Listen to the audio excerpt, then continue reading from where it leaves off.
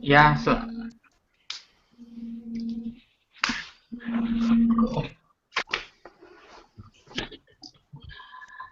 selamat sore teman-teman semuanya. Salam Permira. Kali ini kita kembali ke diskusi Permira dengan topik virus Ebola, apa dan bagaimana cara pencegahannya. Kali ini kita akan pembicara kita, Dr. Stephen Maverick Guntur. Dr. Stephen ini sudah menempuh pendidikan sarjana kedokterannya atau pendidikan dokternya di Fakultas Kedokteran Universitas Sumatera Utara. Dr. Stephen ini sendiri adalah mahasiswa berprestasi tingkat fakultas dan Universitas Sumatera Utara pada tahun 2007. Dr. Stephen juga menjadi finalis kompetisi karya tulis ilmiah tingkat nasional tahun 2008. Dr. Stephen juga menjadi Ketua Steering Committee of Medical Education pada tahun 2009. Saat ini Dr. Stephen menempuh di Saint Petersburg State Pediatric Medical University dengan spesialis pediatrik onkologi atau yang kita sering kenal spesialis kanker anak. Dr. Stephen saat ini juga aktif di pengurusan Permira sebagai Wakil Koordinator Bidang Sains dan Teknologi. Di acara diskusi kali ini kita akan dipandu oleh moderator Saudara Muhammad Ardi, Sarjana Ilmu Politik. Muhammad Ardi lulus dengan predikat mahasiswa terbaik dari jurusan Hubungan Internasional Universitas Al-Azhar angkatan 2009. Muhammad Ardi ini sendiri pernah menjadi asisten dekan Universitas Al-Azhar, yaitu Bapak Yahya Muhaimin, atau yang kita kenal adalah mantan Mendikbud Republik Indonesia. Saat ini Muhammad Ardi berkuliah di Northern Arctic Federal University di kota Arkhangelsk, Rusia, dengan jurusan studi Eropa dengan fokusnya Arktik. Saat ini Muhammad Ardi juga menjabat di pengurusan Permira sebagai Ketua Litbang atau Penelitian dan Pengembangan Perhimpunan Mahasiswa Indonesia di Rusia. Oke, bisa kita lanjutkan oleh Bapak Moderator Muhammad Ardi. Silakan dipandu untuk acara selanjutnya. Ya, terima kasih sekali untuk Saudara Rido telah memperkenalkan kita semua. Today, hari ini kita akan berbicara mengenai hal yang sangat krusial, hal yang sangat dinanti-nanti oleh hal yang sangat menjadi isu trending topik sekarang, karena berbicara masalah Ebola saat ini, Ebola bukan lagi menjadi hal fokus kepada ilmu kedokteran, tetapi sudah menjadi suatu public policy. Kalau kita melihat sekitar 3 minggu yang lalu, Presiden Amerika Serikat Barack Obama, beliau menegaskan bahwa setidaknya ada 3 hal yang paling menjadi topik prioritas utama dunia saat ini. Yang pertama adalah ISIS, yang kedua adalah Ebola penyebarannya, dan ketiga adalah Rusia. Dan hari ini kita tidak berbicara mengenai ISIS dan Rusia, tetapi hari ini kita akan berbicara mengenai Ebola. Apa itu Ebola sebenarnya? Untuk itu telah hadir di samping kita seorang narasumber, yaitu Bung Stephen.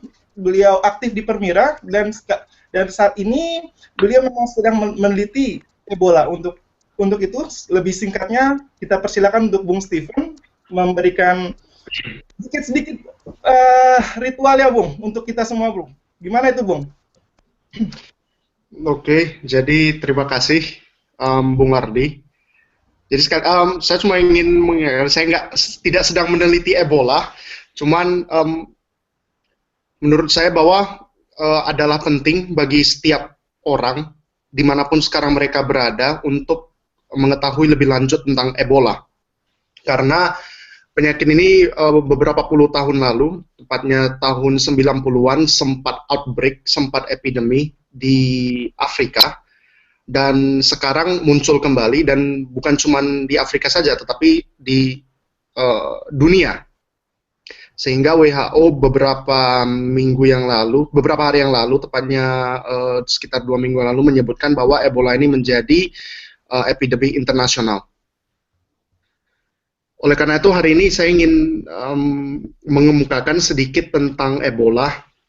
Jadi Ebola itu adalah penyakit yang disebabkan oleh virus. Itu mirip dengan penyakit dengue hemorrhagic fever, atau di Indonesia kita kenal dengan demam berdarah. Bedanya adalah di Ebola, virusnya ini lebih ganas. Jadi kalau misalnya orang yang kena demam berdarah, tingkat kematiannya itu tidak setinggi tingkat kematian Ebola. Walaupun demikian, yang menyebabkan kematian pada Ebola adalah perdarahan, sesuatu yang sama juga dengan dengue hemorrhagic fever atau demam berdarah. Tetapi pada demam berdarah, perdarahan itu biasa menutup sendiri. Nah, kalau pada demam berdarah dengue, di rumah sakit itu kita cukup memberikan terapi cairan. Jadi, cairan yang keluar, ya plasma darah yang keluar dari pembuluh darah, itu kita ganti dari cairan luar, seperti infus, minuman, makanan. Itu pada demam berdarah dengue. Sedangkan pada Ebola, biasa perdarahannya itu lebih masif. Nah, sehingga dari research, 90% orang yang kena Ebola biasanya berakhir pada kematian. Oleh karena itu, sekarang Ebola menjadi perhatian dunia, dan terakhir dikabarkan 2 orang petugas paramedis dari Rusia sudah terkena Ebola. Nah, oleh karena itu dari Permira, kami merasa bahwa ini penting bagi mahasiswa Rusia khususnya, dan mahasiswa internasional lainnya, untuk menjaga dan mencegah penyebaran Ebola lebih lanjut. Nah, apa itu Ebola? Jadi sekali lagi, Ebola adalah penyakit yang disebabkan oleh virus. Dan virus ini mudah menular. Penularannya itu dari mana? Dari darah. Itu yang utama, dari darah. Kemudian yang kedua, dari cairan tubuh. Jadi setiap cairan tubuh di manusia, itu bisa mengandung virus Ebola. Seperti misalnya air liur. Ya, seperti misalnya cairan-cairan di mukosa, air susu ibu, air mani. Ya, itu semua itu bisa mempunyai virus. Sehingga bila kita bersentuhan dengan virus Ebola, maka kecenderungan kita terjangkit Ebola itu ada. Nah, sehingga oleh karena itu kita perlu mengetahui bagaimana kita bisa terjangkit Ebola, untuk kemudian kita bisa mengetahui bagaimana kita mencegah Ebola itu sendiri. Jadi seperti kemarin yang pernah saya tulis di blog Permira, ya, penularannya itu adalah yang menghindari kontak. Nah, kalau menghindari kontak di rumah atau di jalanan, di kehidupan sehari-hari, tentunya kontak dengan cairan tubuh manusia itu yang paling utama ya, mungkin bagi mereka yang punya pacar, mereka berpacaran, kemudian mereka berciuman. Itu satu. Kedua, mungkin mereka yang melakukan aktivitas seksual, mereka yang berhubungan. Nah, itu juga ada di sana kontak cairan tubuh. Kemudian bagi ibu yang menyusui, itu di sana juga terjadi kontak cairan tubuh. Sehingga untuk mahasiswa khususnya, bagi mereka yang punya pasangan, dan kemudian kalian merasa bahwa pasangan kalian ini ada yang tidak wajar, seperti misalnya demam yang tidak bisa dijelaskan akibatnya, ya, kemudian adanya hal-hal seperti timbulnya bintik-bintik, ataupun perdarahan yang tiba-tiba. Jadi perdarahan tiba-tiba itu misalnya muncul bintik-bintik di kulit, misalnya muncul memar, yang kita nggak tahu kenapa tiba-tiba bisa memar, tidak terketok apapun, kok bisa memar sendiri. Nah, kemudian perdarahan yang lain biasanya kita lihat dari kotoran. Nah, jadi pembuluh darah di lambung itu tipis sekali. Nah, sehingga bila kita terjadi adanya tanda-tanda perdarahan, itu biasa dari lambung itu akan berdarah, ya, dan darah di lambung itu begitu terkena asam lambung, dia akan menjadi warna hitam. Nah, sehingga ketika kita membuang hajat di toilet, yaitu lihat kotorannya itu warnanya hitam. Nah, itu tandanya bahwa ada perdarahan internal di lambung. Nah, sehingga itu menjadi salah satu tanda jika kita melihat adanya demam, kemudian ada tanda-tanda gejala Ebola, kemudian ada tanda-tanda perdarahan, kita harus waspada, kita harus cek apa yang sebenarnya terjadi. Ya memang sekarang cuma 2 orang di Rusia, tapi itu yang terlihat di media. Yang tidak terlihat ini yang kita takutkan, kan? Kita nggak pernah mengetahui bagaimana orang-orang sekitar kita ini, mereka punya Ebola atau enggak. Nah, jadi sekali lagi, Ebola itu menular melalui cairan tubuh, ya, yang tadi seperti yang saya bilang, di ludah, di air mani, air susu, yang itu yang terjadi pada daerah rumah, ya, di kehidupan sehari-hari. Nah, mereka yang cenderung terpapar virus Ebola adalah mereka yang bekerja di rumah sakit. Karena walau bagaimanapun, orang yang biasanya masuk ke rumah sakit karena mereka merasakan sesuatu. Dan mereka belum tahu sebenarnya diagnosisnya itu apa, mereka sudah di rumah sakit. Dan kecenderungan ini ada pada mahasiswa kedokteran ataupun nurse, ya, perawat ataupun dokter di rumah sakit, yang mereka datang di rumah sakit dan mereka menyentuh pasien tersebut tanpa misalnya sarung tangan, ya, kemudian ada luka, misalnya ada anak-anak terkena luka di kaki, kemudian mereka langsung mengambil kapas dan menyentuh luka tersebut. Nah, hal-hal yang begitu yang kita seharusnya sebagai tim paramedis kita hindari. Nah, itu salah satu pencegahan untuk saat ini ketika di dunia terjadi epidemi Ebola. Nah, jadi Bung Ardi, kalau misalnya ditanya sekali lagi tentang Ebola ini, ya pencegahan itu lebih baik. Karena sampai sekarang walaupun mereka katakan bahwa kita mempunyai pengobatan untuk Ebola, tetapi sebelum pengobatan itu berhasil, biasanya orang tersebut sudah berdarah sampai meninggal. Nah, perdarahan pada Ebola itu jauh lebih parah daripada perdarahan pada demam berdarah, denggi. Nah, di sana letak keganasan daripada Ebola tersebut.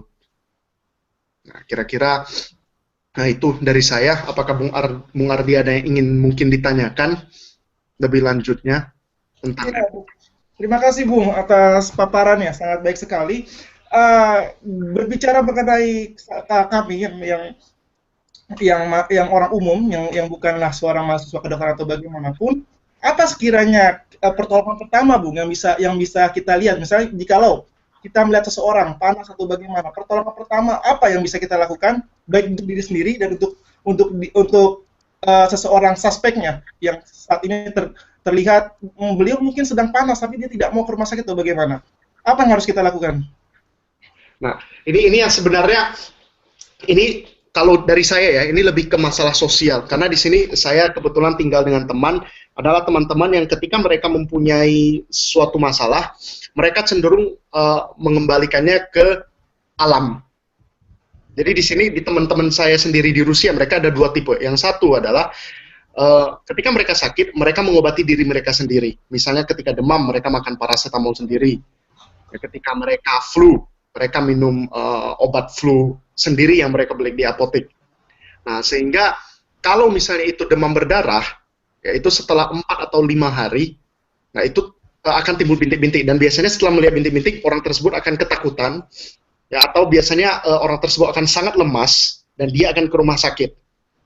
Nah, dalam hal ini ketika ini demam berdarah denggi, maka orang tersebut masih bisa ditolong. Kan begitu, karena perdarahannya tidak masif, atau jarang yang masif. Sedangkan pada Ebola, kalau misalnya ini terjadi, maka biasanya sebelum orang itu berhasil diobati, perdarahannya sudah habis, jadi darah di badannya itu sudah keluar, bocor dari dalam. Nah, sehingga mindsetnya, pola pikir itu harus diubah. Ketika misalnya kita sakit, oke, demam 1-2 hari, kita makan obat. Kemudian setelah demam hari ketiga, belum sembuh juga, ini harus ada tanda tanya. Kenapa? Maka paling tidak, tanyakan ke dokter atau orang yang tahu tentang kesehatan. Jadi istilahnya jangan menjadi korban iklan. Itu satu. Tipe kedua dari orang yang saya kenal adalah mereka yang sakit, mereka jarang mau makan obat. Jadi ya, di Rusia mungkin Bung Ardi tahu sendiri, orang-orang Rusia sering misalnya mereka ada demam, maka mereka minum teh dicampur dengan Lemon. Dicampur dengan madu. Ya, selesai, itu saja. Ya. Kemudian ada bahkan yang vodka dicampur dengan gula. Ya, betul. Dan ada orang yang sama sekali bahkan ketika dia udah ada infeksi, dia tidak ingin makan antibiotik. Saya punya teman yang seperti begitu. Nah, jadi orang yang seperti begini yang sebenarnya susah. Kita bilangin susah karena ketika kita berhadapan dengan virus yang ganas misalnya ya. Jadi hal-hal kecil, gejala-gejala kecil seperti begitu, itu harus menjadi perhatian. Karena normalnya nggak ada orang yang tiba-tiba memar dengan sendirinya. Betul. Di Indonesia itu ada yang bilang dipijit setan. Ya, betul, betul, betul. Ya. Ketika tidur malam ditindih setan, terakhir bangunnya memar tiba-tiba. Nah, yang begini-begini. Jadi kalau misalnya di dalam kehidupan sehari-hari ada sesuatu yang ganjal, ada sesuatu yang aneh, atau ada yang tidak lazim terjadi, maka carilah dokter, maka ke rumah sakit terdekat. Minimal di sana bisa cek darah. Jadi dari dalam darah itu kita bisa melihat apa yang terjadi. Nah, jadi dari saran saya adalah kalau misalnya terjadi sesuatu, pergilah ke klinik terdekat, ke rumah sakit terdekat. Minimal ada orang yang paham kesehatan yang bisa menganjurkan sesuatu. Ya, berikutnya ini Bung, ada pertanyaan dari kawan juga. Bagaimana Bung cara mengantisipasi? Misalnya mengantisipasi di sini adalah kita kan tidak tahu nih kondisinya, tidak tahu kondisinya, udara dingin dan sebagainya. Lalu pulang, kita tidak tahu mungkin kita berpapasan dengan orang yang terkena misalnya, atau kita mungkin terkena air liur dan sebagainya, misalnya seperti apa pertolongan pertama apa yang harus kita lakukan? Misalnya kumur-kumur kah atau apa mungkin dari segi kedokteran, Bung? Jadi kalau misalnya virus itu dia kecil sekali, ukurannya itu lebih kecil dari bakteri, sehingga penularannya kalau misalnya itu ada peluang terjadi penularan itu cepat sekali. Sehingga kalau misalnya kita katakan katakanlah virus HIV misalnya ya, jadi itu menular lewat darah virus HIV. Nah ketika dia masuk, itu kita nggak bisa mengatakan, oh harus cepat makan obat antivirus, karena lahannya replikasinya itu cepat sekali. Sehingga pertolongan pertama itu akan sangat mustahil. Biasanya kalau sudah ada penularan. Kalau dari saya adalah cegah. Jadi sebelum itu terjadi, cegah. Betul. Jadi jangan misalnya berhubungan badan dengan orang yang kita tidak kenal. Betul. Ya, kalaupun sudah lanjut. ujung sekali, Betul. maka aman. Nah, betul. Betul. Ya, jangan bertukar air liur dengan orang yang kita tidak kenal benar. Betul. Ya, kenal saja belum tentu orangnya sehat, apalagi yang strangers gitu, yang orang-orang. Jadi dari sini pencegahan itu penting. Di sini pencegahan itu sekali lagi penting. Betul. Betul. Kalau dilihat berikutnya, Bung, mengenai Rusia dan bagaimana cara Rusia menghadapi, menurut Bung dari segi public policy, apakah Rusia sudah melakukan hal yang benar untuk mengantisipasi virus wabah ini, Bung? Kalau dari segi dari pemikiran Bung saja.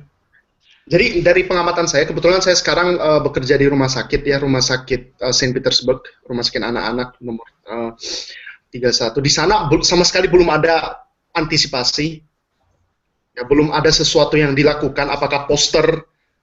Oke, jadi menurut saya di Indonesia kita masih lebih, istilahnya kita lebih cepat siaga satunya. Oh, betul. Di Rusia ini lebih enggak. Dan sekali lagi biasanya balik lagi ke mental setiap orang, mental ke setiap negara. Jadi mentality orang Rusia ini beda. Nah, jadi kalau dari saya sih, yang dari pengamatan saya setiap hari di rumah sakit itu belum ada. Bahkan kemarin saya diskusi dengan teman orang Rusia, saya ngomong tentang Ebola, dia bahkan belum tahu bahwa itu menjadi epidemi concern dari WHO sekarang. Dia bahkan belum tahu. Begitu. Lanjut, Bung. Ada pertanyaan lagi, Bung, dari teman Permira. Pertanyaan mengenai tentang isolasi pasien yang terinfeksi Ebola. Apakah tepat penanganan seperti itu? Ya, jadi kalau di Afrika itu benar. Jadi pasien itu diisolasi dengan alasan bahwa jangan sampai ada penularan kontak yang lain. Ya, jadi seperti yang saya tulis di blog Permira ya.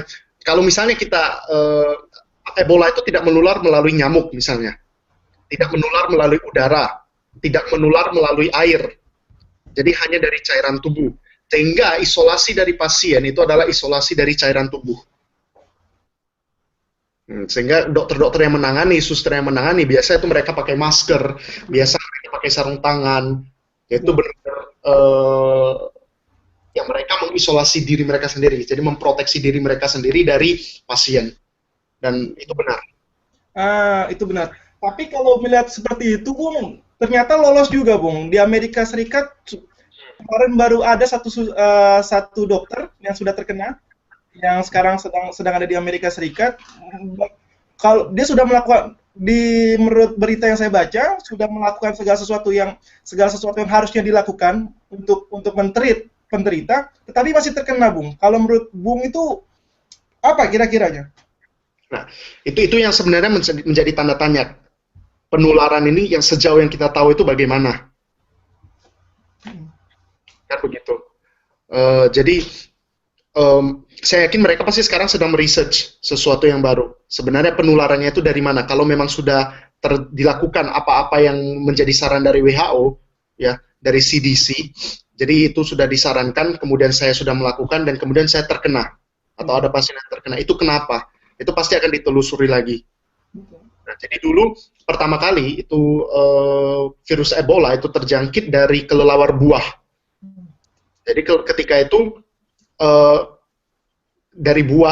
dari air liur kelelawar tersebut lengket di buah. Nah, kemudian buah itu jatuh.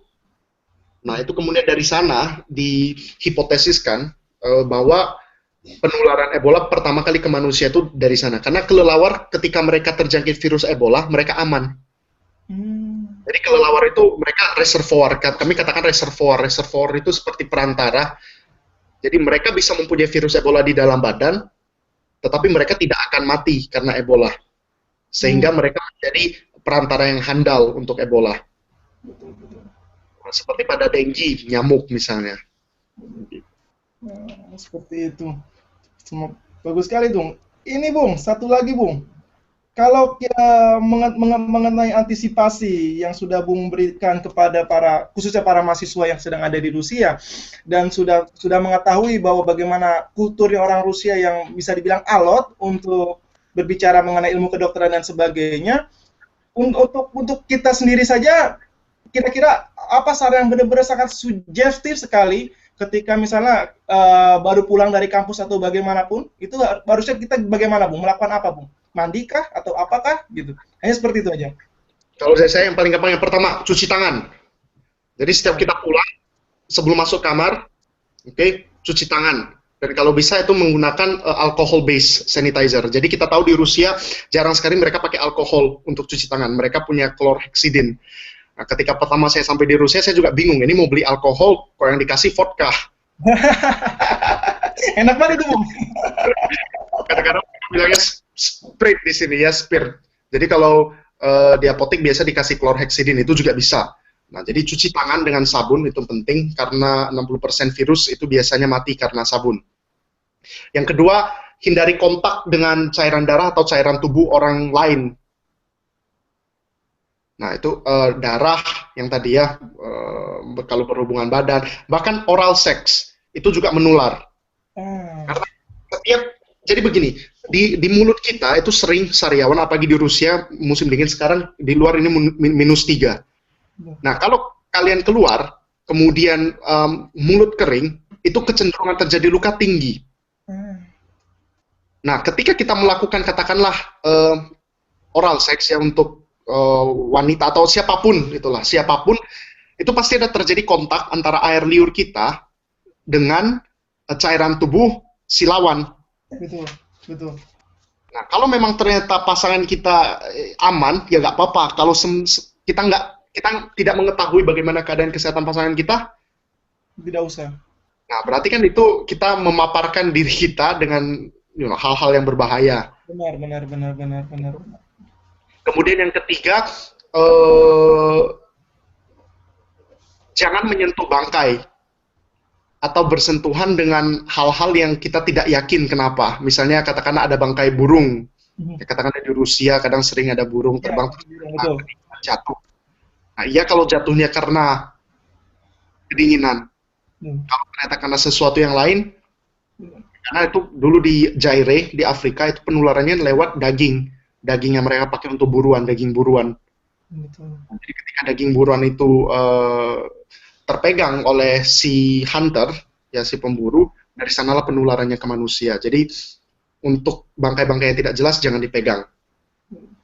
Jadi sekali lagi, pertama cuci tangan yang sering, ya, yang kedua hindari kontak, dan yang ketiga jangan pegang yang aneh-aneh. Jadi kalau beli ayam cuci yang bersih, masak yang matang, baru dimakan. Kalau sudah terlanjur menyentuh, Bung? Ya kalau terlanjur menyentuh, balik lagi ke tadi, kalau memang Tadi lagi, kalau sudah terinfeksi berarti sudah sangat susah sekali. Intinya seperti itu kan? ya, benar, jadi dicegah. Jadi sebelum terjadi dicegah. Ya kalau memang sudah tersentuh, ya cepat ke rumah sakit. Betul. Rumah sakit. Jadi di rumah sakit itu kita bisa cek darah, kita bisa memastikan apa yang terjadi. Nah kalau itu masih kondisi-kondisi awal, stadium awal. Jadi di Ebola ini ada 3 stadium dia, stadium 1, stadium 2, dan stadium yang terakhir. Stadium 1 itu ya seperti biasa, demam, ada flu, sakit-sakit otot, ya yang kadang kita obati sendiri. Nah, kemudian setelah beberapa hari, itu Ebola biasa 2-21 hari ya. Nah, ketika masuk ke hari-hari ke-7, itu mulai terjadi perdarahan biasanya. Nah, kalau sudah perdarahan, biasa susah ditolong. Susah ditolong. Nah, sehingga kalau misalnya kita merasa sesuatu, langsung ke rumah sakit. Kemarin ini ada pertanyaan lagi, Bung. Kemarin saya kalau tidak salah melihat video. Ini pertanyaan begitu. Melihat video mengenai orang yang sudah terkena Ebola di Liberia, lalu ternyata hidup lagi itu, Bung. Apa masih gerak-gerak? Jadi sudah dinyatakan meninggal, tapi ternyata hidup lagi, bergerak-gerak gitu, Bung. Itu gimana itu, Bung? Kenapa itu, Bung? Nggak. Ini pertanyaan orang awam, Bung. Jadi tolong. Nah, begini mau ditanya susah juga. Terakhir saya bilangnya coba ke dukun. Karena ada begitu, Bung. Ya. Jadi setidaknya itu. Lalu, ya terima kasih sekali. Mungkin teman-teman ada yang bertanya? Belum itu, Bung. Sebenarnya ada nih, Bung. Ya. Bung, ini Bung. Penularan melalui nyamuk atau hewan-hewan lainnya memungkinkan atau tidak? Sebenarnya sudah dijawab, Bung, tapi mungkin diulangi sedikit lagi aja, Bung, baru datang. Ya, kalau misalnya nyamuk itu enggak. Ya, jadi itu ini beda dengan dengue atau malaria.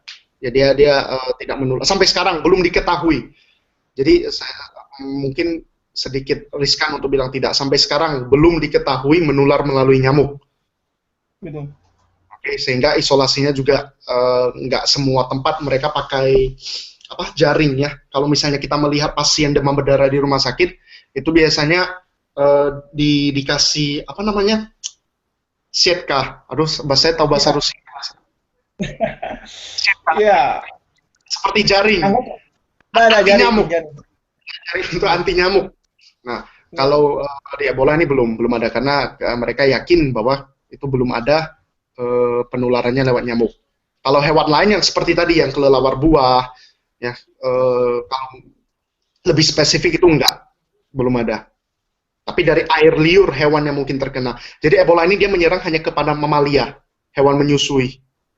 Jadi hewan menyusui, misalnya anjing itu menyusui. Jadi kalau tiba-tiba ada anjing di jalan meninggal atau mati, ya, jadi sementara sekarang ketika terjadi epidemi Ebola kita nggak tahu. Jadi ada bagusnya nggak usah terlalu ingin tahu kenapa anjing itu mati. Nah, jadi jangan disentuh. Betul. Kalau kucing dan sebagainya, Bung? Sama, pokoknya hewan menyusui. Seluruh hewan menyusui. Semua hewan menyusui. Betul. Ada pertanyaan lagi. Sebentar.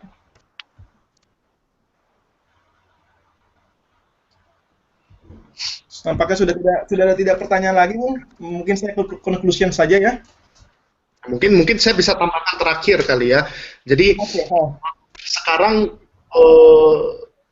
mungkin bagi mereka yang ingin travel, ya biasanya ada mahasiswa internasional yang mungkin kuliah di mana gitu ya, katakanlah kuliahnya di Mesir, ingin jalan-jalan ke Maroko, apalagi Indonesia misalnya, kita ke Maroko kan tak perlu visa ya, kita nggak perlu visa. Nah sementara Maroko itu dekat sekali dengan negara-negara yang terjangkit Ebola. Jadi ada baiknya kita di saat sekarang tidak melakukan perjalanan ke daerah-daerah yang kita tahu bahwa ada bahaya Ebola di sana. Jadi negara-negara yang sekarang ada bahaya Ebola adalah di Afrika Barat. Afrika Barat. Jadi Daerah Sierra Leone, Zaire, daerah sana sekarang lagi epidemi. Dan ya, bahkan Rusia sendiri 2 masuk. Dan orang Rusia, Inggris juga, Amerika juga.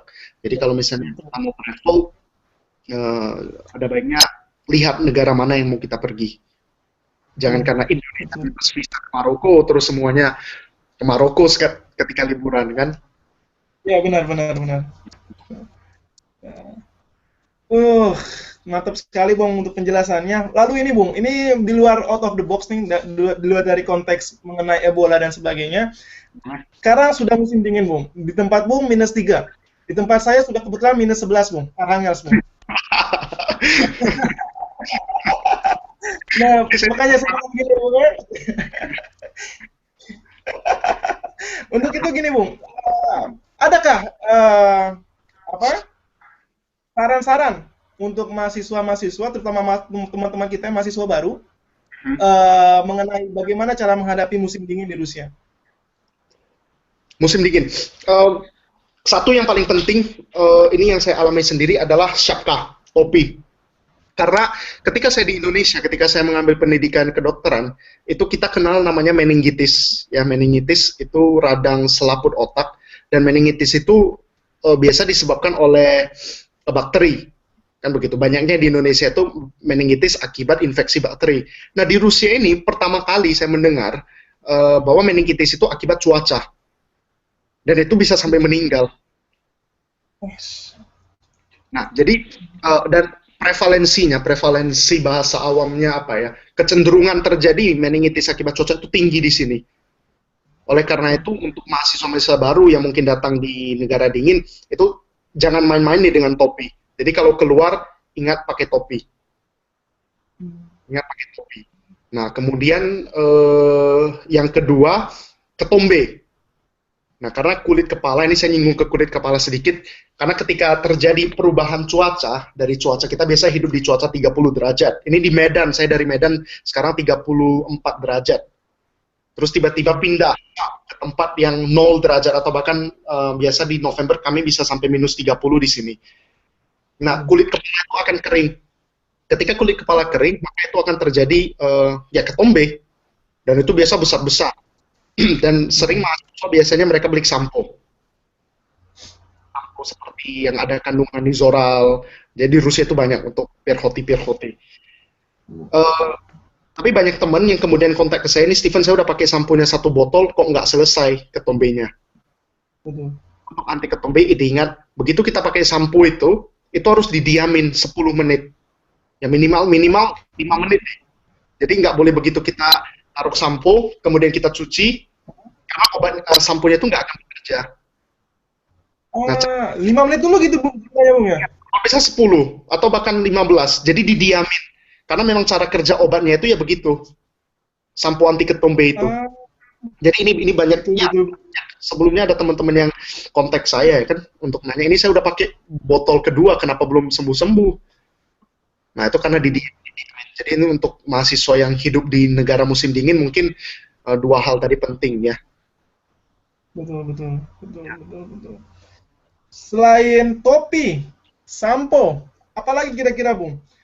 Paling ada beberapa, saya pengalaman pribadi aja Bung, itu saya mendengar bahwa ada 90% tuberkulosis itu mengidap untuk seluruh orang di dunia, tapi hanya saja tidak semua tuberkulosis itu aktif. Nah, ada beberapa dari mereka yang telah pindah dari yang tropikal hingga masuk ke arah kultur yang dingin, negara yang dingin. Tuberkulosis itu aktif, Bung. Aktif, dan kadang-kadang itu menyerang ke bagian sendi dan sebagainya, membuat panik. Bukan buat panik orangnya saja, tapi membuat panik satu universitasnya gitu, Bung. Jadi gimana tuh, Bung? Saran Bung kayak gitu, Bung? Kalau tuberkulosis yang intra-negara atau intra-musim itu saya belum pernah dengar. Cuman memang di Rusia, bakteri Mycobacterium tuberculosis itu salah satu bakteri yang kuat. Karena kalau misalnya kita bunuh dengan antibiotik, dia harus antibiotik gabungan, dan itu minimal harus dia makan 6 bulan. Jadi itu cukup menandakan bahwa bakteri ini kuat. Betul. Di Rusia banyak tuberkulosis. Saya dulu pertama kali datang, saya terkejut. Karena saya berpikir, musim dingin, kenapa bakterinya bisa hidup? Gitu. Ternyata banyak di sini tuberkulosis. Betul. Ini sebagian ini aja untuk info untuk teman-teman. Saya kebetulan terkena juga seperti itu. Tidak bisa gerak waktu itu, jadi ceritanya kena tuberkulosis. Tidak aktif di Indonesia, tapi ketika di Rusia saya aktif. Mungkin Bung Stephen juga saya sudah bertanya berkali-kali. Dulu waktu saya pernah bertemu dengan Bung Stephen beberapa waktu silam. Untuk teman-teman yang terkena atau apapun, teman-teman punya asuransi, usahakan untuk beli asuransi, jangan sampai tidak. Setelah asuransi itu, pergilah ke rumah sakit yang paling terbaik, ceklah darah di sana semuanya dan gratis, jangan pernah menunda, apapun jangan pernah menunda. Kalau benar-benar menunda, itu benar-benar sangatlah berbahaya. Dan kalau misalnya memang dokter sudah memberikan teman-teman nasihat, ikuti, jangan sampai enggak, 6 bulan makan, harus makan. Karena di sini tidak sama dengan seperti negara kita, di sini sangatlah berbeda semuanya. Untuk itu, saran dari masukan saya saja, ya seperti itu. Jadi teman-teman, polis, gunakanlah sebaik-baiknya. Sakit dikit, langsung datanglah ke dokter. Seperti itu. Bung Stephen, halo? Halo?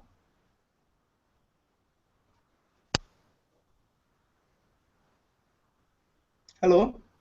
Ya, terputus ini koneksinya, Mas. Oh, ya, nggak apa-apa. Ini, Bung, Bung. Kita ngomongin soal gigil menggigil, Bung. Gigil menggigil itu cuman pakai teh hangat dan lemon kuatkah? Atau harus ada saran lain itu, Bung, untuk mengobati gigil menggigil ini, Bung? Masalah mayoritas mahasiswa baru, Bung. Ya, bentar, saya ini videonya. Suara-suaranya dengar nggak, Mas Ardi? Kedengeran. Jelas. Ya, mungkin saya lanjut. Jadi menggigil itu adalah masalah perbedaan suhu tubuh dengan suhu udara luar. Nah, suhu badan kita itu biasanya sekitar 36, 35 ya, 37, sekitar begitu. Sedangkan suhu luar biasanya suhu ruangan itu 25 derajat. Biasanya. Nah, jadi ketika suhu luar itu turun, katakanlah 0 derajat atau minus, maka tubuh kita akan cenderung menggigil untuk menghasilkan panas. Kan begitu. Nah, jadi menggigil itu adalah proses menghasilkan panas di dalam tubuh sendiri. Oke, jadi kita menggigil karena ada perbedaan yang jauh antara suhu badan dengan suhu udara. Nah, maka cara lain agar kita tidak menggigil adalah turunkan suhu badan atau naikkan suhu udara. Dapat dimengerti ya? Ya, betul, Bung. Ya, jadi biasanya katakanlah suhu tubuh 37, betul. Suhu udara 25. Jadi ketika perbedaannya sekitar 12 derajat Celcius, maka tubuh kita itu akan normal-normal saja.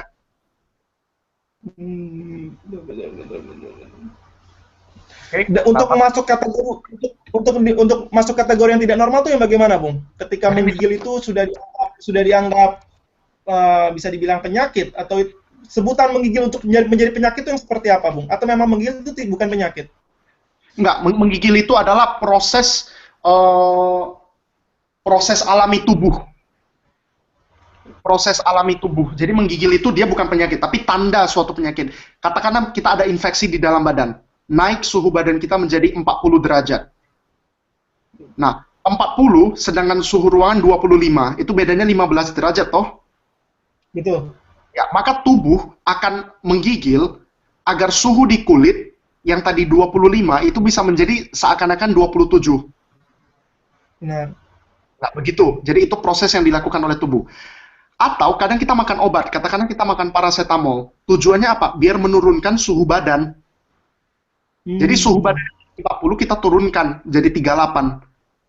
Agar tubuh merasa nyaman. Karena tadi perbedaan antara suhu badan dengan suhu luar itu sekitar 12 derajat. Nah, tapi apakah paracetamol mengobati? Tidak. Ya.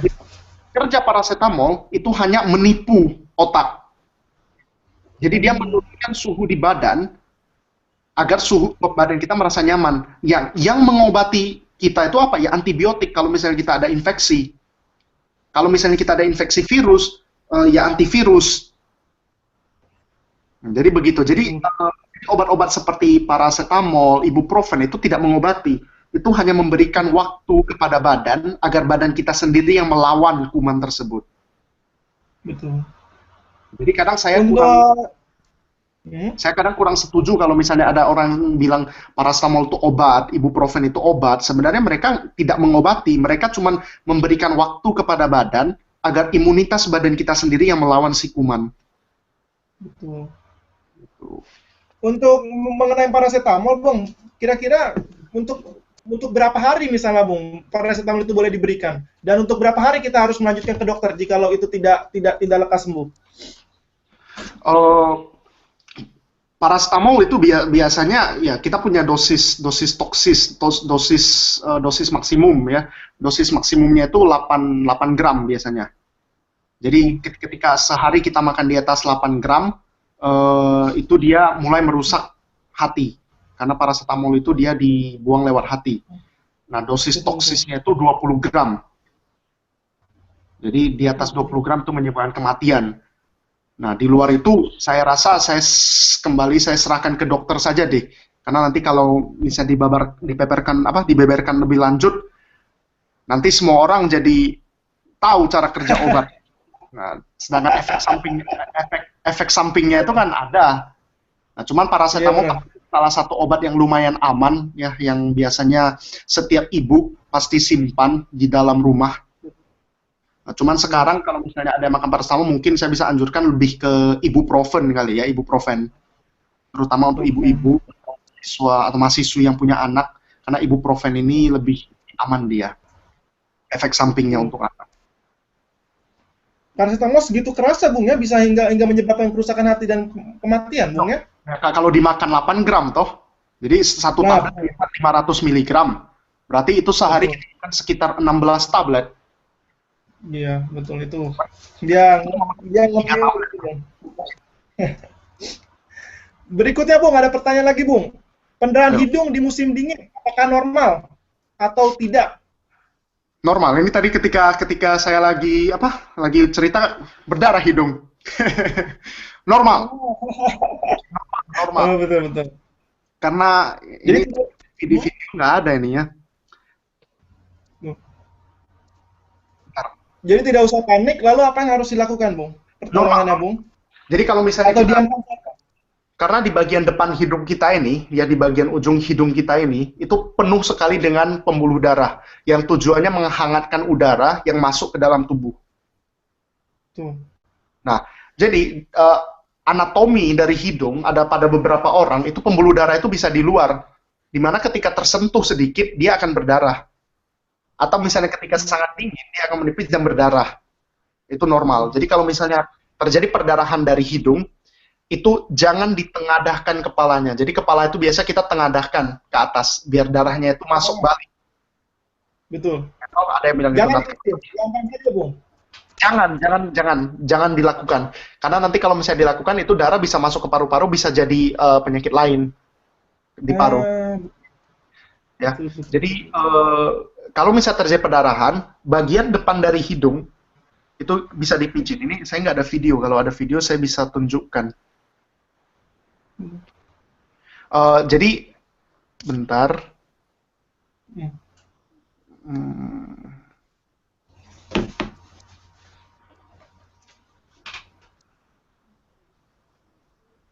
Nggak bisa di videonya. It's okay. Jadi bagian dari depan hidung itu dipijit. Coba Mas Ardi pijit biar saya. Ya benar. Jadi itu dipijit. Ya itu jadi kalau misalnya orang normal itu dalam 2 menit itu darah itu akan berhenti sendiri. Kalau memang pembekuan darah di badan itu bagus, ya orang tersebut nggak ada gangguan trombosit. Nah itu darah akan berhenti sendiri 2 menit. Hanya 2 menit ya? Tidak lebih dari 2 menit ya? Iya, biasanya 2 menit itu akan berhenti. Atau ada yang bantu, biasanya kita bisa pakai botol di kulkas ya yang dingin, kita tempelkan dari luar. Jadi anggap ini botol, luar di sini, Bung. Enggak, diluruskan, divertikalkan pennya coba. Seperti ini.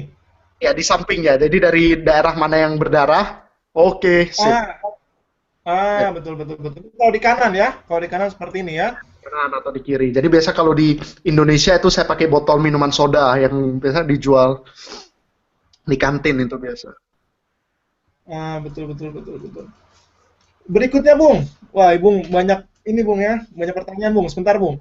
Pertanyaan berikutnya adalah pertolongan pertama kram dikarenakan kedinginan. Apakah itu normal, Bung?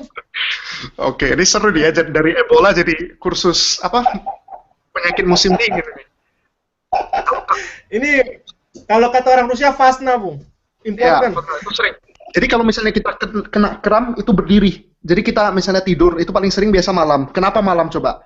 Karena ketika malam suhu udara turun. Nah, Betul. jadi ketika terjadi kram itu lebih tinggi. Kram itu kan penarikan otot. Jadi kalau misalnya terjadi kram itu langsung berdiri, turun dari ranjang, itu injak ke tanah kuat. Langsung injak ke tanah kuat-kuat. Ini bahasa Medan kali ya, injak ke tanah Untuk kuat-kuat. apa itu? Untuk apa, Bung? Menginjak tanah kuat-kuat itu. Jadi otot itu ditarik balik. Jadi kalau misalnya Ah, ya, nggak pernah kram gitu ngelihat otot, itu otot betis itu bisa naik ke atas semuanya. betul betul betul betul. Jadi kalau dia tuh langsung bangun berdiri dan nginjak ke tanah. Itu biasa akan normal Betul. balik. Dan pakai Kalau saya mungkin pakai mau kasih neurobion, Bung. Kasih apa? Bukan neurobion, kasih salep-salep manas itu loh, salep-salep itu salep untuk balsam, mencegah, balsam. ya itu untuk mencegah agar kedepannya itu nggak terjadi balik. Karena Eh, karena biasa orang yang kram itu karena kedinginan kakinya. Jadi pakai kaos kaki ketika tidur itu akan mengurangi resiko kram. betul, betul, betul, betul, betul. Jadi kaos kaki biasa saja atau harus benar-benar kaos kaki yang sangat tebal, Bung? Tapi kalau kaos kaki sangat tebal itu biasanya itu adalah akan terjadi keringat kaki berlebihan itu, Bung. Terakhir jadi bau ya, jadi timbul masalah lain ya. Iya, masalah lain. Teman kamar yang punya masalah sama kita aja ceritanya kan. Iya benar. Jadi tergantung. Kalau saya biasanya saya suka pakai yang agak tebal. Kalau misalnya minus 10 gitu kan, saya mulai pakai kaos kaki biasanya. Kalau udah minus 20 ke atas itu biasanya saya pakai yang lebih tebal. Gitu. Tergantung selera sih ya. Berbicara mengenai kaos kaki, Bung. Baikkah kita menggunakan kaos kaki yang berlapis-lapis di saat musim dingin, keluar rumah gitu misalnya? Ya, kenapa enggak daripada kakinya jadi beku, daripada jarinya beku nggak bisa jalan dan sakit? Betul betul, Bung. Saya sering sekali tuh, Bung, kalau misalnya pengalaman saya pribadi beku gitu, Bung. Itu gimana, Bung, cara ngatasinnya, Bung? Ya, itu menurut sakitnya bukan main itu, Bung. Ya kalau misalnya beku, ini di mana? Di jalan atau di kalau Jalan di misalnya jalan. kalau katakanlah di Saint Petersburg ya, kalau misalnya kaki saya beku, biasanya saya masuk ke toko-toko, ke ke ke toko-toko Teremok, ke KFC, Betul, betul. menghangatkan kaki. Nah kalau di rumah Ah, itu saya rendam ke air panas. rendam air panas. Betul betul betul, rendam air panas. Rendam air panas. Dan telinga mati rasa atau berkedut karena musim dingin. Apa itu, Bung? Ya kalau telinga itu biasa mengiang. Dia dingin, ketika telinga dingin itu akan mengiang. Jadi kalau misalnya kita masuk kembali ke ruangan yang hangat, nanti akan kembali normal biasanya. Tapi itu bukan masalah, Bung ya. Enggak, jadi itu masalah memang proteksi badan kita. Jadi kalau telinga mulai mengiang artinya terlalu dingin. Kemana saya ada teman itu, Bung, bicara mengenai dingin, beliau terkena angin. Setelah terkena angin pagi-pagi ininya, Bung, rahangnya itu agak susah itu, Bung, apa? Seperti halnya keram rahang gitu loh, Bung. Susah untuk rahang. Itu kenapa itu, Bung? Karena Ya, dingin itu. Bung? ya, karena dingin, karena seperti kram di kaki tadi. Betul. Nah, lalu cara mengantisipasinya apa itu, Bung? Diamkan saja. eh Maksudnya ketika di jalan begitu. Jadi biasanya itu dia kena dingin-dingin di jalan, lalu dia tidur, pagi-pagi itu keram rahang gitu, Bung. Sakit gitu. Bung. Ya, pencegahannya ya sebelum tidur itu kaca jendelanya itu ditutup biar udara di ruangan itu hangat. Iya, benar, Bung. Itu teman saya, Bung. Lalu berikutnya, Bung. Bolehkah mandi sering-sering di musim dingin? Boleh, kenapa enggak? Malah nanti jadi bau kalau nggak mandi. Ah, Boleh, tapi di boleh. sini kalau ngomong untuk musim dingin, Bung, di sini itu banyak kan terutama mahasiswa Rusia, mereka itu mandi itu hanya seminggu sekali, hanya seminggu. Dah, benar. Hanya sekitar seminggu sekali, seminggu hanya 2 kali, hanya seperti itu. Dan mereka biasa berkata, membuat kulit, kalau mandi keseringan membuat kulit kering, kata seperti itu, Bung. Lalu Ya, juga kata sehat. Itu gimana ceritanya, Bung? jadi ya memang benar ya. Jadi air panas dan sabun itu mengeringkan kulit. Hmm. Benar, itu mengeringkan kulit. Cuman ini balik lagi ke budaya. Kalau misalnya kita kan dari apa? Dari Indonesia yang negara tropis yang biasanya kita sehari mandi 2 kali atau ada yang Betul, 3 kali. betul. Itu kalau saya pribadi susah sekali kalau bisa disuruh seminggu mandi sekali. Iya, Jadi betul. di sini lagian ada air panas toh, ada air panas dan kalau saya boleh sarankan ya mandi itu pakai sabun bayi karena Sabun. sabun bayi. Jadi karena sabun bayi itu pH-nya itu dia cenderung netral, jadi dia tidak mengeringkan kulit. Eh, Kalau sabun antibakteri itu, Bung, seperti Dettol dan sebagainya, itu Oh, itu kurang, sangat mengeringkan kulit. itu sangat mengeringkan kulit. Ya, karena pH-nya basah sekali, dia mengeringkan kulit. Eh, jadi ya ketika musim dingin ada baiknya tukar sabunnya itu ke sabun bayi karena dia tuh lebih soft. Ya. Kemudian nggak ada salahnya pakai lotion misalnya setelah mandi untuk mengeringkan untuk melembabkan kulit. Apalagi Ah, kita kan punya pemanas atau pemanas di dalam ruangan itu biasa mengeringkan juga. benar. Untuk bicara air, Bung, apakah apa namanya? Biasanya kalau saya di sini itu ada beberapa teman juga di wilayah yang sama, di wilayah yang berbeda. Biasa wilayah-wilayah yang dingin. Hmm. Ketika air panas dinyalakan itu air panasnya putih sekali itu, Bung. Nah, itu baikkah itu untuk buat mandi atau dibiarkan saja tidak apa-apa, tidak masalah dengan itu. Putih sekali itu ini pertanyaannya kita lanjut ke teknik ini. Ya itu Benar. biasanya Tapi mas seperti itu putih nggak? Sehingga banyak orang yang mengatakan bahwa tidak usah mandi lah, itu putih sekali airnya seperti itu. Tapi di satu sisi kalau tidak mandi akan ada implikasi berikutnya begitu. jadi kalau ada follow Instagram saya, sekalian Oh, promosi Instagram ini ya. oh Itu ya. kemarin ada apa? Ada saya post air kalau di Saint Petersburg itu bahkan dia nggak putih, coklat malah seperti cappuccino. Betul. Jadi kalau kalau misalnya dia coklat itu ya jangan karena kandungan zat besinya tinggi. Oh, kalau Cuman di Saint Petersburg itu sering. Jadi air panas biasanya itu akan jadi kuning, mencoklat. Kalau putih itu memang biasa ah, busa. Kalau misalnya kita tampung itu setelah beberapa lama dia akan bening kembali. betul. Jadi tidak apa-apa itu Bung ya, digunakan saja itu ya. Seperti gambaran busa, busa-busa kecil karena tekanannya kuat kan dari sumber. Benar. Bagus. Ah, mungkin kita tunggu apakah sudah kita sudahi atau bagaimana nih ceritanya? Sebentar Bung ya. Bung, gimana Bung? Ada apa namanya? Bung lagi sibuk apa untuk masalah kedokteran? Sedang sibuk apa? Enggak, paling sekarang ini saya di sini saya masuk ke rumah sakit ya setiap hari. Nggak tahu dengan teman-teman yang lain, saya cuma dapat dari Dokter Rolando juga. Kami biasa masuk lumayan panjang karena ada beberapa teman yang dia masuk rumah sakit dari jam 9 sampai jam 1 atau sampai jam 2. Kami Hmm, kebetulan dapat dari jam 8 pagi sampai jam 6 sore. betul. Jadi lumayan ya lumayan lah apalagi ketika di luar minus kan Betul. lumayan. Ya, terima kasih sekali. Mungkin saya langsung conclusion saja ya. Conclusion tentang mengenai diskusi mengenai diskusi kita hari ini. Diskusi kita hari ini, teman-teman sekalian, unik karena kita awalnya berbicara mengenai Ebola, tapi langsung kita berbicara mengenai mahasiswa bagaimana mahasiswa untuk menghadapi musim dingin. Untuk mengkonklusi saja mengenai Ebola, Ebola adalah suatu penyakit yang disebabkan awalnya adalah dari kelelawar, lalu menyebar dan menjadi suatu virus yang 90% menyebabkan kematian. Bisa disamakan seperti halnya demam berdarah, tetapi bukan demam berdarah. dan sangat mengerikan. Untuk itu, untuk diantisipasi, sedikitnya sudah dua masyarakat Rusia yang telah terkena Ebola. Untuk bagaimana caranya mengantisipasi itu, yang pertama adalah menghindari kontak. Dr. Stephen berkali-kali mengatakan menghindari kontak, menghindari kontak, menghindari kontak. Jangan pernah mau tahu, apapun bangkai jangan pernah jangan untuk mau disentuh. Lalu yang berikutnya adalah lihat apakah itu demam yang wajar atau tidak. Segera larikan ke dokter. Jangan pernah yang mau konservatif atau tidak mau untuk melakukan untuk makan obat dan sebagainya, tidak mau untuk ke dokter dan sebagainya. Jangan, lebih baik untuk mencegah daripada mengobati. Lalu berikutnya adalah jika sudah tidak terlihat baik, lihatlah kotoran.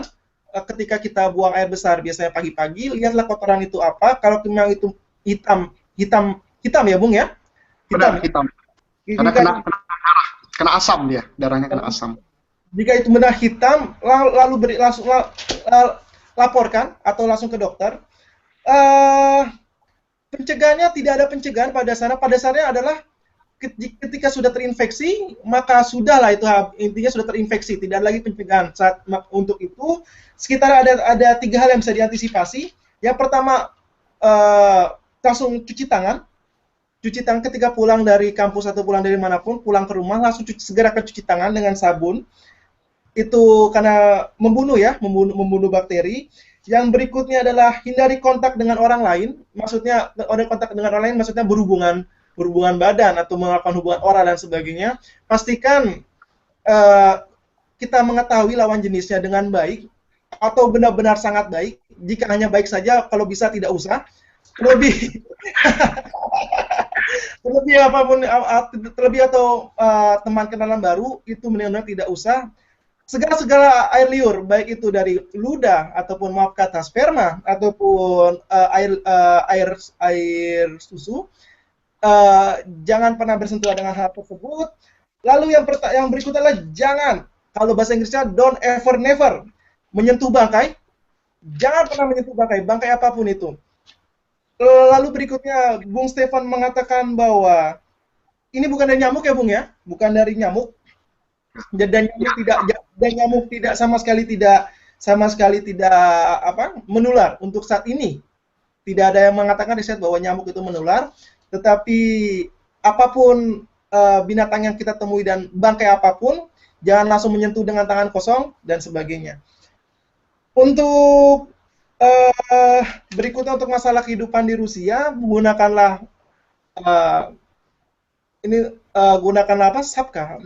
Shapka, topi. Ya, topi. Gunakanlah topi yang sangat baik. Lalu berikutnya adalah untuk sampo.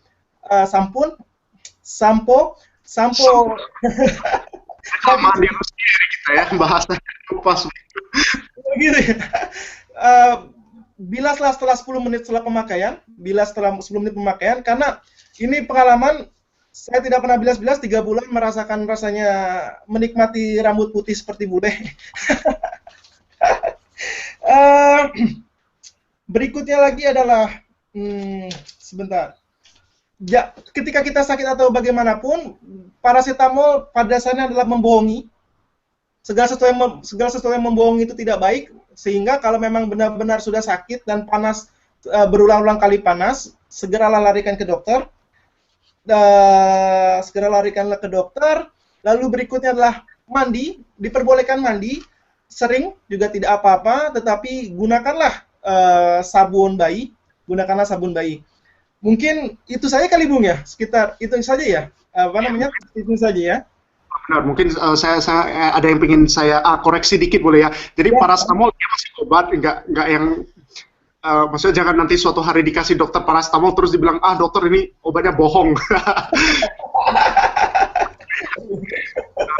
Itu sedikit pesan untuk teman-teman kedokteran ya yang sekarang kursus atau sedang intern di rumah sakit untuk lebih berhati-hati. Jadi kalau di Indonesia itu kita sering ya kalau misalnya kita melihat pasien, karena kita nggak tahu sebenarnya pasien ini ada penyakit apa. Apalagi di Rusia kita belum mengetahui bagaimana pola hidup orang Rusia. Jadi ada baiknya kita menggunakan sarung tangan, nah, ada baiknya kita menggunakan masker untuk proteksi diri sendiri, walau bagaimanapun kita hidup di negara orang, karena suatu hari setelah selesai kuliah kita toh akan balik ke negara sendiri. Jadi yang kita ambil ya kalau bisa ilmunya, jangan dengan penyakit-penyakitnya. Jadi untuk Jangan dengan bonus ya Bung ya. kedokteran dan keperawatan yang kuliah di Rusia harus lebih ekstra hati-hati karena setiap hari Anda dikelilingi oleh virus dan bakteri. Jadi must have taken special precautions. Ya. Itu dari saya. Ya, terima kasih untuk waktunya Bung. Terima kasih untuk waktunya, terima kasih untuk segalanya. Mungkin saya juga dari moderator undur diri. Saya kembalikan lagi kepada Bung Rido. Bung Rido.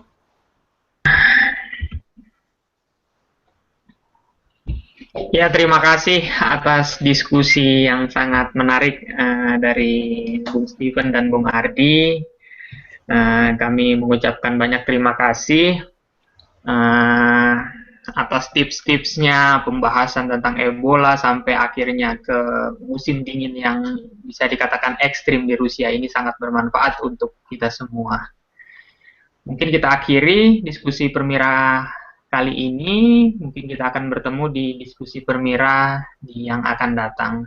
Terima kasih semuanya. Ya. Salam Permira. Salam Permira.